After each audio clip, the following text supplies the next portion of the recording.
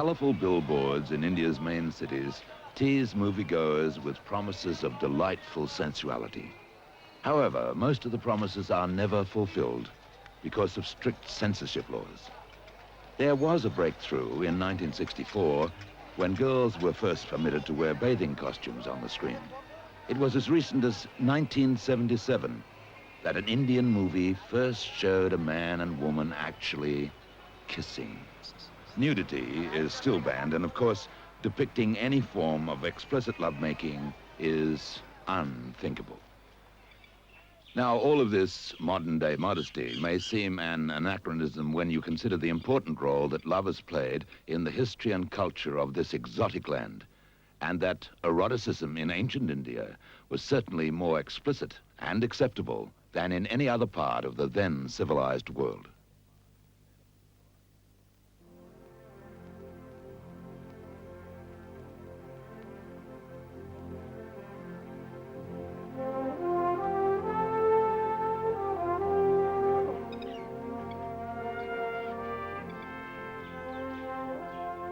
During the next hour, we'll be looking at different expressions of love in India. Not love-making as it is today, for presumably that's the same as in any modern country. What we'll concentrate on are some of the personalities, the heroes and heroines and their stories that have become legends. Legends that were created in the name of love. Undoubtedly, love is one of the world's strongest emotions. Because of love, the weak have often been able to surmount great obstacles, and the strong have crumbled. Because of love, great beauty has been created, and heart-bursting happiness. But it can also lead to heartbreaking tragedy. Throughout history, strange things have happened in the name of love. In 12th century India, an incident occurred that centuries later could have come straight from a Rudolph Valentino movie. The location was the state of Rajasthan, not far from Ajmer.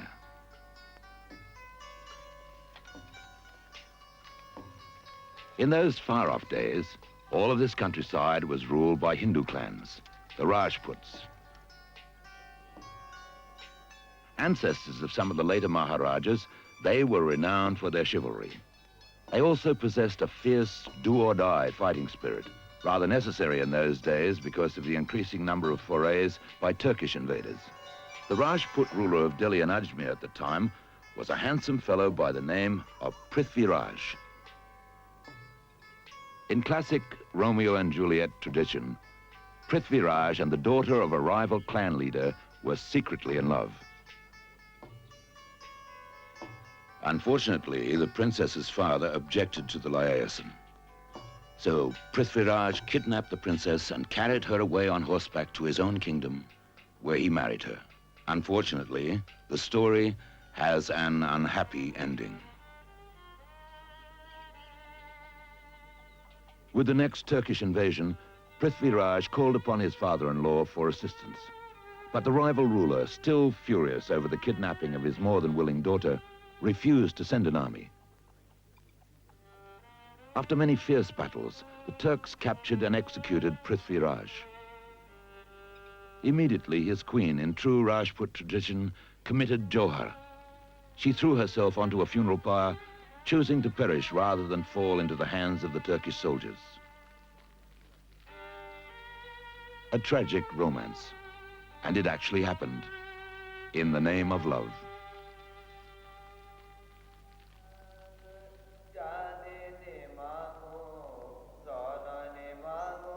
A classical ballad recalls a 16th century love story as beautiful as it was tragic.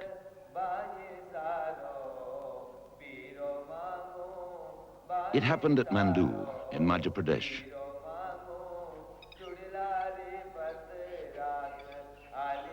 In 1554, Sultan Baz Bahadur began his reign over the kingdom known then as Malwa. His capital was this mountain fortress of Mandu. The now ruined city has been described as grand in daytime, melancholy at sunset, and romantic by moonlight. In fact, a perfect locale for a touching love story. Indeed, Muslim rulers called it the City of Joy. And for a brief moment in history, that's exactly what it was. At the outset, Baz Bahadur was quite a spirited ruler. But following a humiliating defeat in one particular battle, he took to the more pleasing science of music.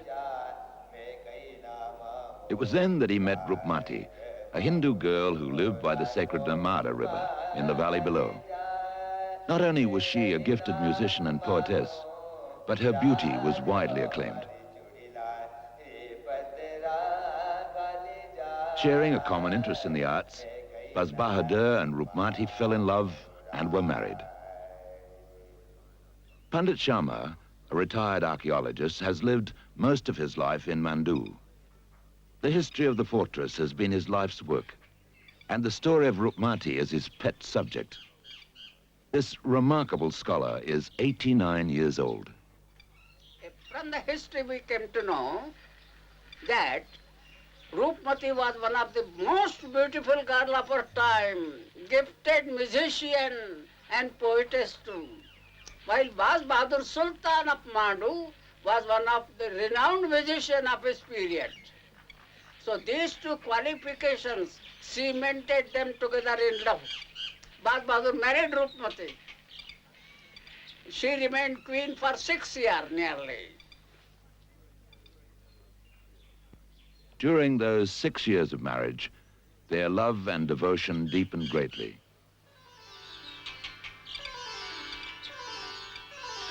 Above their palace, on the highest point of the crest, is the showplace of Mandu, Rupmati's pavilion.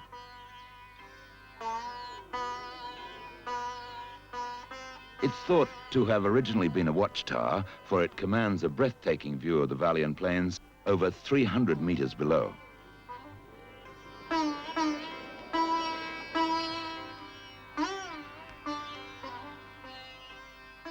During the daylight hours, Rupmati would sit here, singing gently to herself and gazing down upon her beloved river. Unfortunately, the idyllic love affair, as with most classical romances, was about to end in disgrace and tragedy. Akbar, the Mughal emperor of Delhi, had for some time been anxious to annex the kingdom of Malwa. He'd also heard of Rupmati's legendary beauty and expressed a desire for her to grace his harem in Delhi. He sent his general, Adam Khan, who was also his kokar, or foster brother, to conquer Mandu. When Akbar came in power and became 24 years of age, he asked his general, who was Adam Khan Kokar, his foster brother also, Adam, go with army. Go with army and defeat Baz Bahadur and conquer Mandu. The battle took place not at Mandu, but near Devas, in where Baz Bahadur was defeated. And he fled to Burhanpur, and the whole harem was captured by the Mughal general. Unwittingly abandoned by her husband, Rupmati shut herself in the palace, awaiting her fate. When the Mughal general asked her to attend his harem, she requested that I don't want anything from you, don't expect anything from you, no land, no money, no army, no kingdom. But I want Unfortunately, Rupmati's pleas went unheeded, and she was forced to make a tragic decision. The Mughal general asked him that you are war prisoner at this time, you must obey my order. Rupmati thought the end has come. He asked the general, do come to my palace, you will find me ready. She returned to her palace, dressed herself, took poison and died.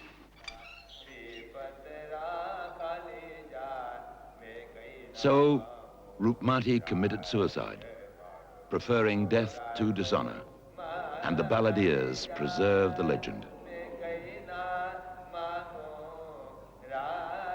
Each evening at sunset, when the gracious pavilion becomes a silent dream world bathed in golden memories, the beautiful and tragic Rupmati must surely be somewhere near.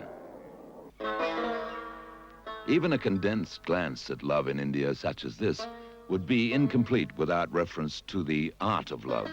And in this respect, India's documentation is probably still the most comprehensive in the world, even though it spans more than 1,000 years. Indian painting was born around 200 BC on the walls of the Ajanta caves.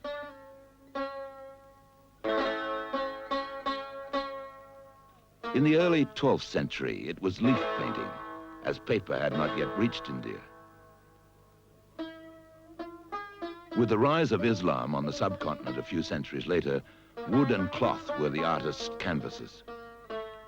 Finally, in the 14th century, paper made its appearance, and delicate artistry was used in the illumination or decoration of hand-printed manuscripts.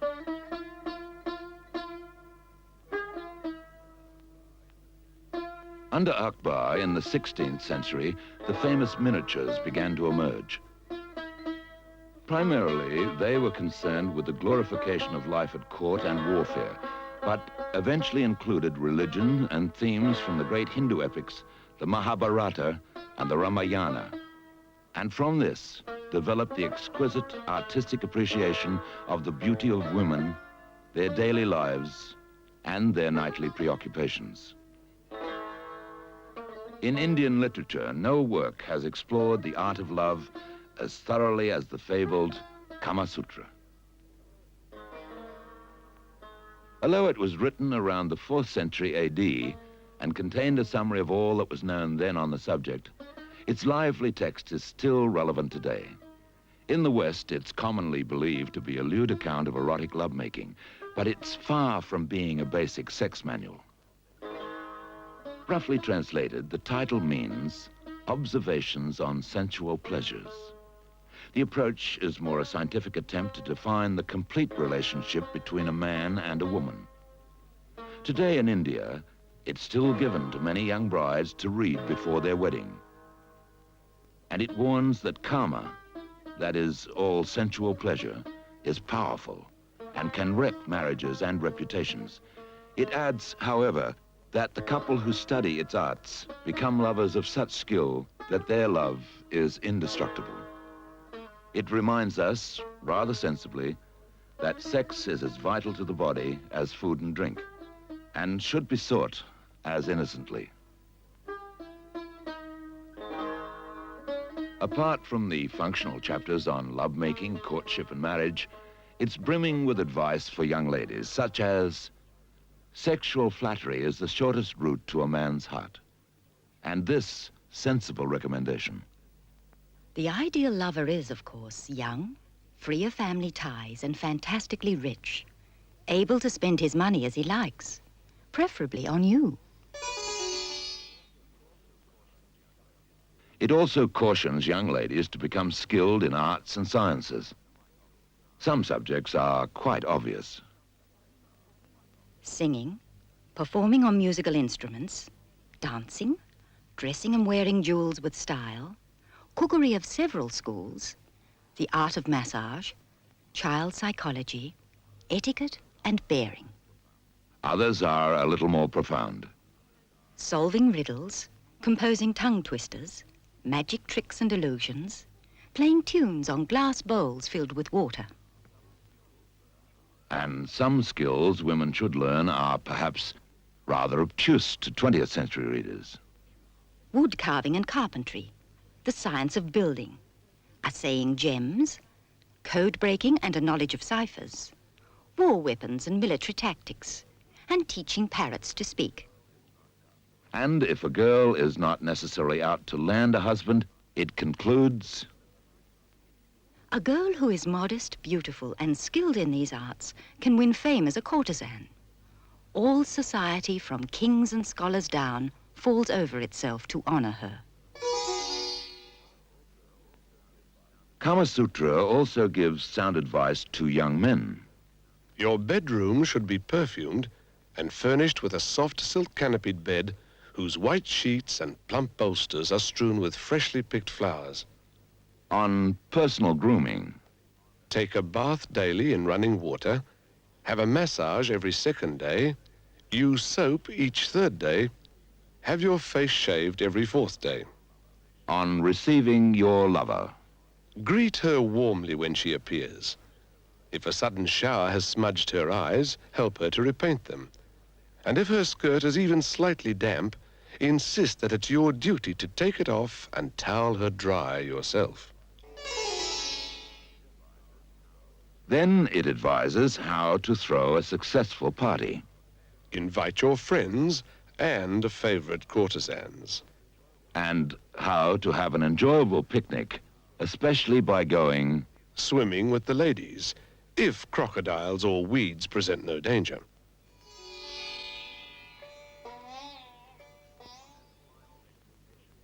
and a final exhortation, which all of us would do well to heed. Take care to avoid bad company, secret or anarchic sects that advocate practices which are degrading and which harm others. A wise man seeks his pleasure innocently. However, Kama Sutra itself reminds us that it is by no means definitive. It's common knowledge that there are princesses and ladies-in-waiting, to say nothing of courtesans, whose expertise in the art of love makes even Kama Sutra seem redundant. The texts on love can only be useful while desire is still. But once that potter's wheel begins to turn, my dears, throw down even Kama Sutra. For then there is no law, no rules, no science.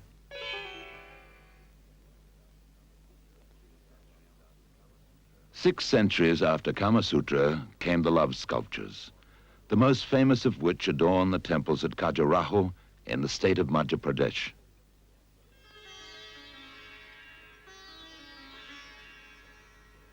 Over 50 temples were built here in the time of the local Chandela Rajputs between 950 and 1050 AD. 22 are still standing.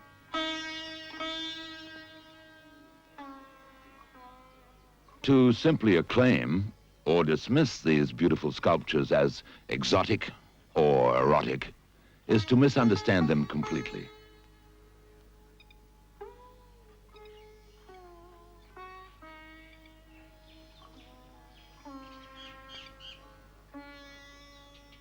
The Khajuraho sandstone carvings are sublime, sensuous depictions of woman in her many moods, reflective, playful, but above all, amorous.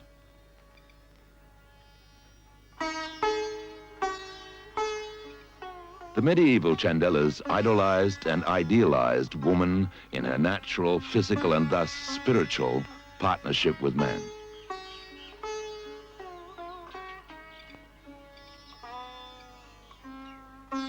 The carvings are honest representations, symbolizing the ultimate union of body and soul with divinity.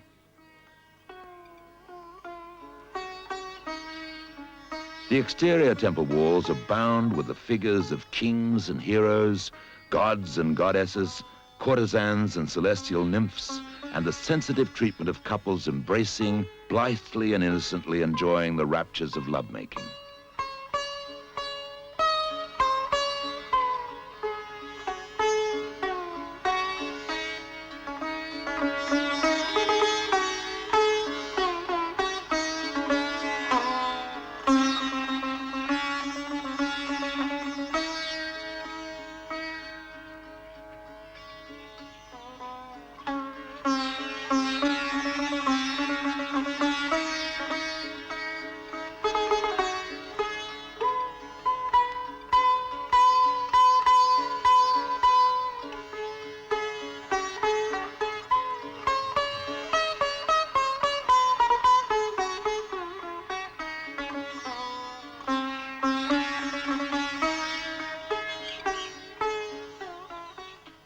Nowhere is the art of love expressed more delicately than on the famous temples of Khajuraho.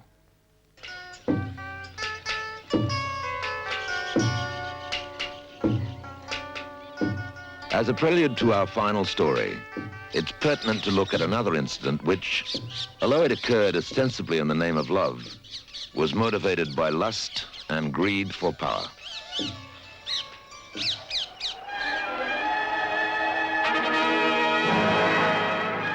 The Mughals have been acclaimed as the greatest family ever to have ruled India.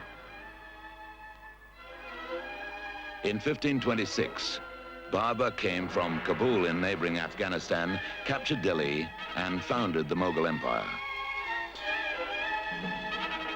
His son Humayun began his rule 4 years later and was followed by Akbar, the same sultan who was to be the indirect cause of Rupmati's suicide. Then came Salim, who gave himself the title of Jahangir, which roughly translated means possessor of the world. However, he proceeded to possess much more than other people's real estate. The general of Jahangir's army was married to an extremely attractive young lady, later known as Shah Jahan.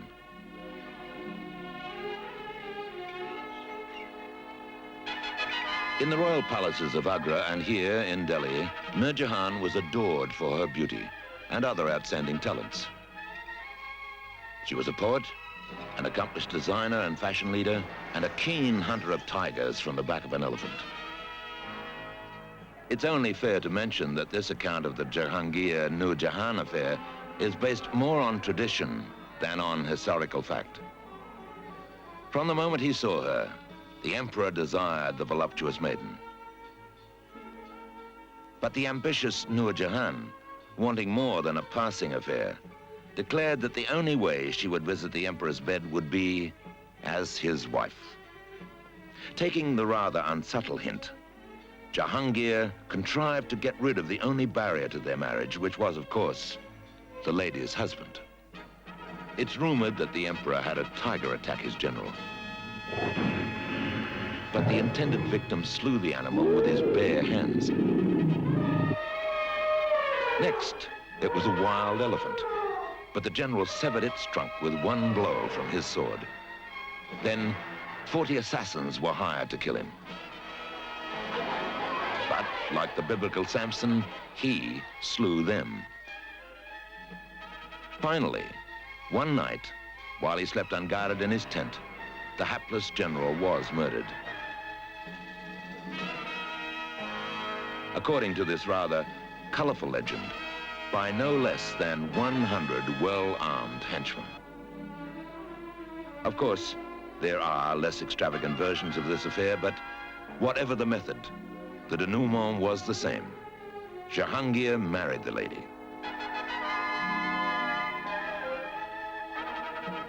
Once she became queen, Shah Jahan fulfilled her and her family's secret ambition. Using her love-struck husband as a puppet, she became the real power behind the Mughal throne. This treachery and greed, perpetrated in the name of love, was the prelude to one of the greatest love stories the world has ever known. The central character was Jahangir's son, Karam.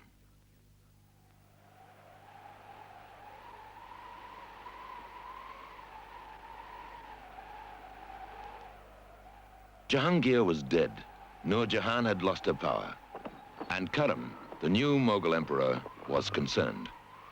Not about the battle, that was going well, but back in his encampment, his second and most favored wife, who traveled on all of his campaigns, was giving birth to their 14th child.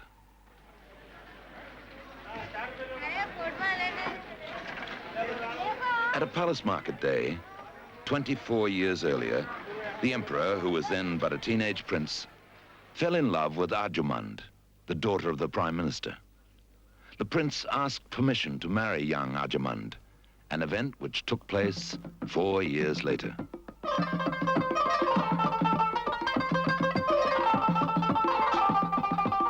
The ceremony was one of visual splendor. The gigantic feast at the girls' home was attended by the emperor himself. A rare honor indeed. Jahangir even gave his new daughter-in-law a special title, Mumtaz Mahal, the chosen one of the palace. After the wedding, the prince and Mumtaz resided in the palaces at Agra. They were seldom parted, despite the fact that his first wife, a Persian princess, was still ensconced in the harem, and under their heritage of Persian law, he was still allowed 2 more wives. But there was something special about the young Mumtaz Mahal. Her intelligence matched her beauty, and soon she was political advisor to her husband, who became a successful general in his father's army. 15 years later, the old emperor died. Prince Karam, now aged 35, eliminated his brothers, exiled the widowed queen Shah Jahan, and ascended the throne, assuming the title King of the World, better known as Shah Jahan. Taking over the reins of the Mughal Empire was demanding, but Shah Jahan took kingship seriously, and his wife was an invaluable asset.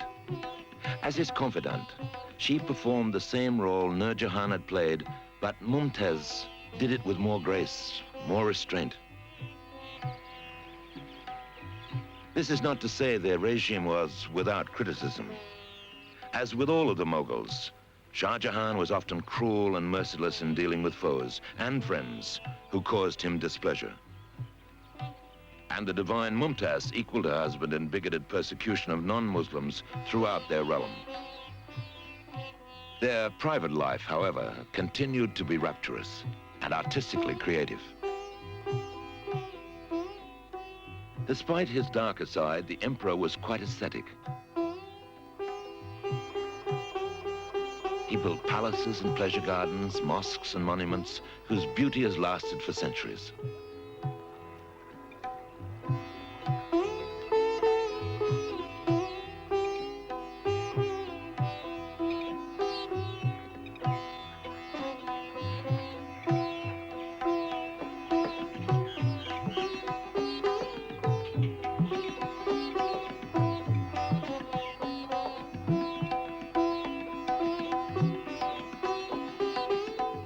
But Shah Jahan's romance with his wife was not destined to last into their old age.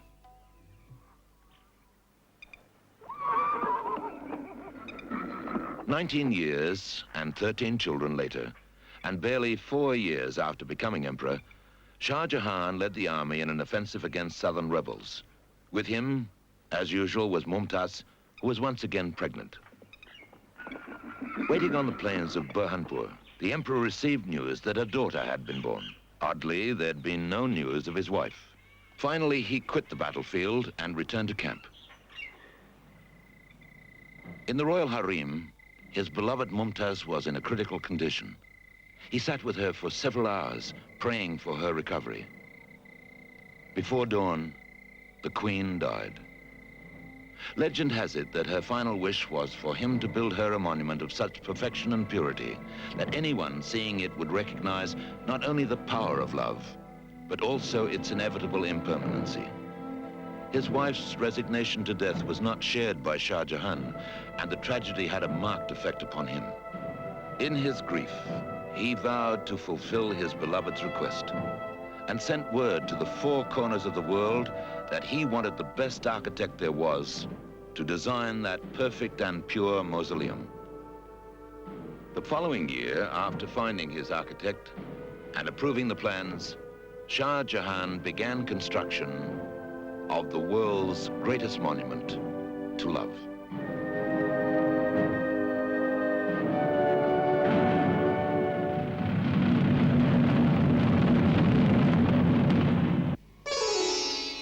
The year was 1632, and construction of the Taj Mahal had begun. From around the world came artists, administrators, engineers, carvers, and stonemasons. Even one man who carved only marble flowers. 37 in all formed the creative nucleus. A labor force of 20,000 men and women was recruited from across northern India. To house the multitude of workers, a small village was built not far from the present courtyard outside the tomb. Today, the Taj Ganj, as it's now known, is still a bazaar, but its former importance is now overshadowed by its majestic neighbor.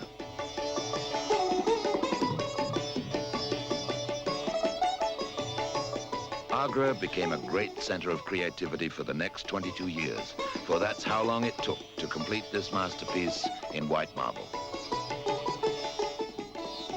The site chosen was a few kilometers from the fort, across a bend in the river Yamuna. There's a rumor it was built upon the site of an ancient Hindu temple, which is quite feasible, as there had been many precedents for this.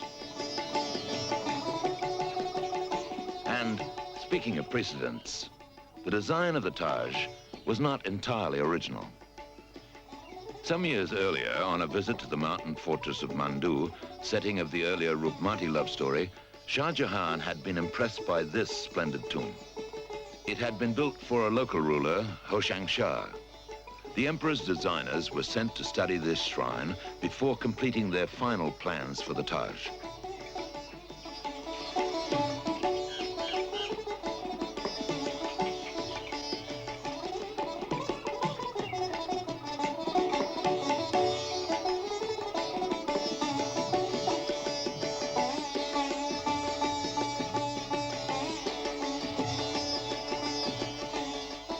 To complement the Taj, Shah Jahan planned to build his own tomb directly across the river.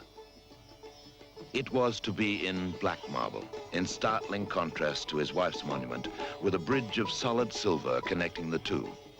But that remained a dream, for the plans of even the most powerful of men can go astray, as you will see.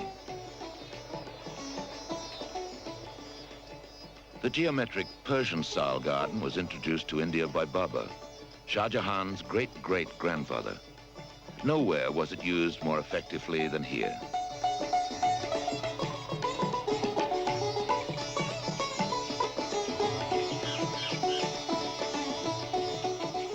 "60 years before the start of the Taj, another magnificent tomb had been built.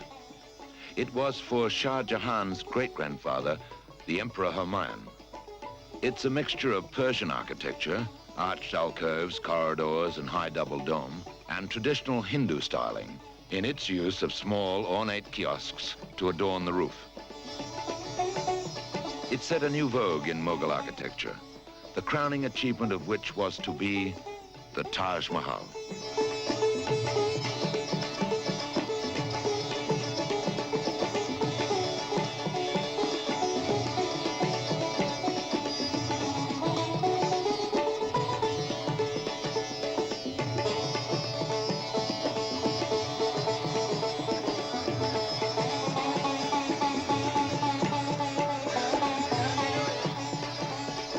The majestic center dome of the Taj Mahal, including its metal pinnacle, is 81 meters high. It dominates the 4 stately minarets, which were deliberately built on a slight outward incline, for should they ever topple, they will, in theory, fall away from the tomb. Preferring white marble to other stone, Shah Jahan brought a new concept to Mughal architecture, a form that is quite sensuous in its delicacy.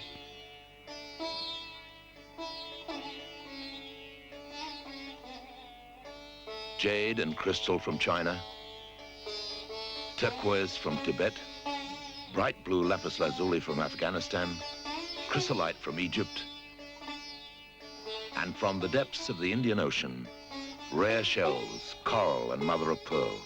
These were the materials the artists fashioned into this eternal mausoleum. To embellish the stonework, over 43 types of gems were used, from rare Himalayan quartz to diamonds from Golconda. The delicate mosaic work is an art perfected by Mughal inlayers who, according to legend, could see through stone and cut gems with their eyes. Once again, Shah Jahan had a precedent in the tomb his stepmother built for her father in Agra. Itimad-ud-Dawla's memorial is an immediate precursor of the Taj, which it rivals on a miniature scale for delicacy and lightness. Also of white marble, it's covered with mosaic work held to be even more intricate than that adorning the Taj Mahal.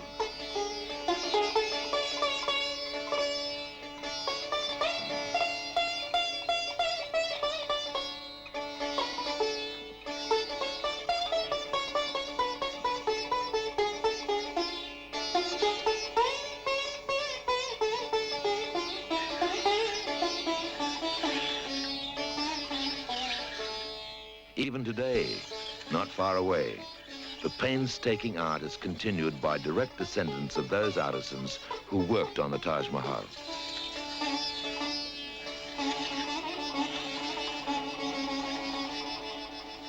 Their methods of cutting and fixing semi-precious stones in marble have changed little over the centuries.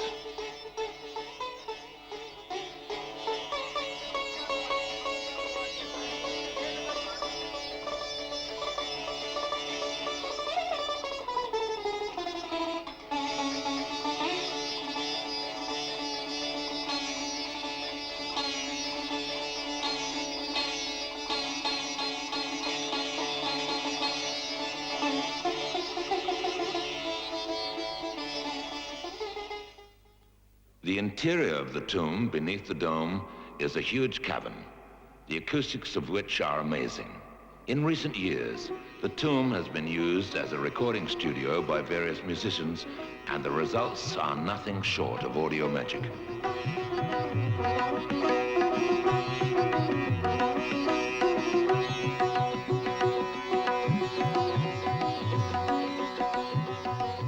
The burial chamber is enclosed by an octagonal marble screen, which also features fine inlay work.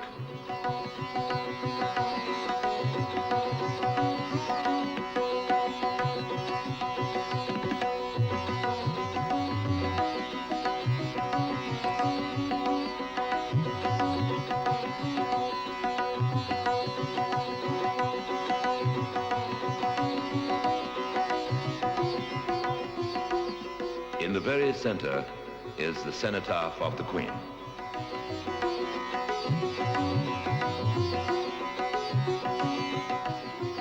About 4 years after the Taj was completed in 1658, Shah Jahan was deposed by his third son, Aurangzeb, and imprisoned in the nearby fort.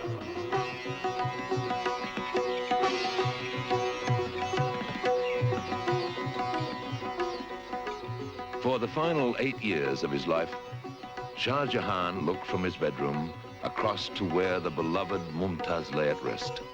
In 1666, Shah Jahan, often called the Great Mughal, passed away.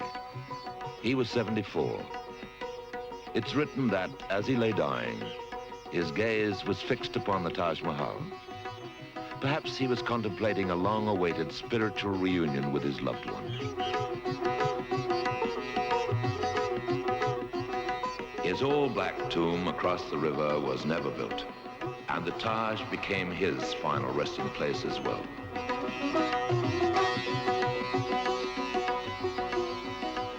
Directly beneath the burial chamber is a small crypt where the actual bodies are interred. The devoted lovers, so close to each other in life, now lie side by side forever.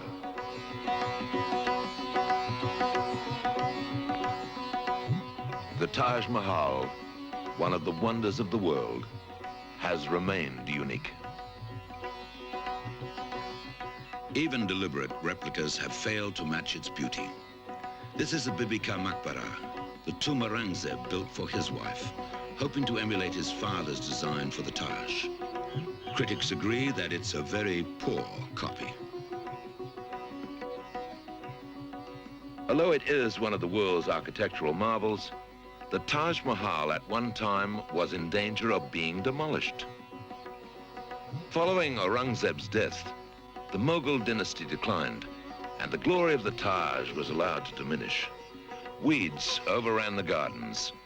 Vandals and looters added to the destruction.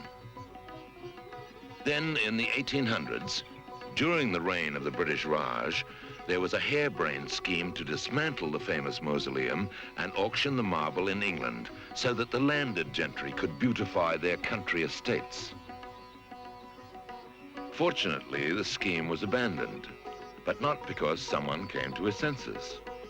At the first auction in London, of marble already stripped from the Red Fort in Delhi, there was little interest, and all further auctions were cancelled.